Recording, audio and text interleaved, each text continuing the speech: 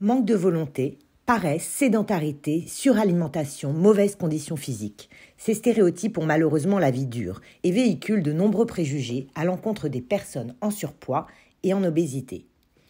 Le terme grossophobie a ainsi vu le jour pour dénoncer les propos et comportements discriminants basés sur le poids.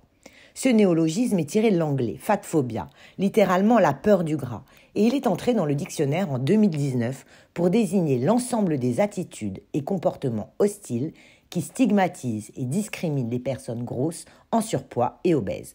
Qu'importe l'âge, le sexe, l'origine sociale ou ethnique, elle s'abat sur les personnes en raison de leur corpulence, au mieux par ignorance, au pire par méchanceté gratuite. Et près d'un Français sur deux est concerné par l'obésité et le surpoids. Au-delà de ce chiffre, ces personnes endurent dans le silence toutes sortes de discriminations, dans la rue, à l'école ou au travail.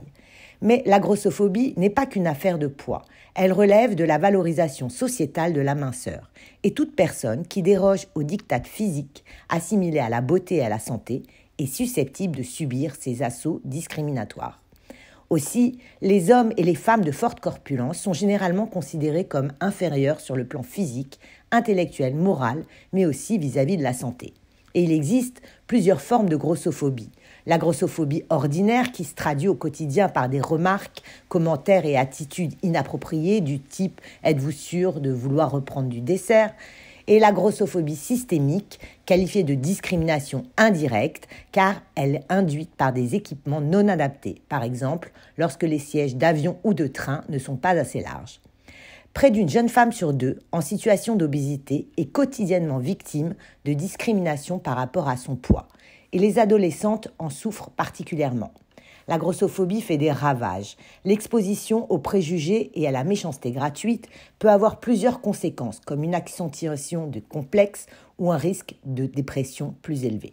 Alors, que dit la loi en France à ce sujet ? La grossophobie est une discrimination encore peu signalée. Aucune sanction n'est spécifiquement prévue en cas de propos ou de comportement grossophobe. Est-elle punie comme l'homophobie ou le racisme ?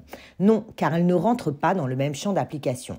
C'est la discrimination qui est prise en compte. Selon l'article 225.1 du Code pénal, constitue une discrimination toute distinction opérée entre les personnes physiques sur le fondement de leur origine, de leur sexe, de leur situation de famille ou de leur apparence physique. Dans le Code pénal, la discrimination, qu'elle soit fondée sur l'apparence physique, est punie de la même façon, soit 3 ans d'emprisonnement et 45 000 € d'amende.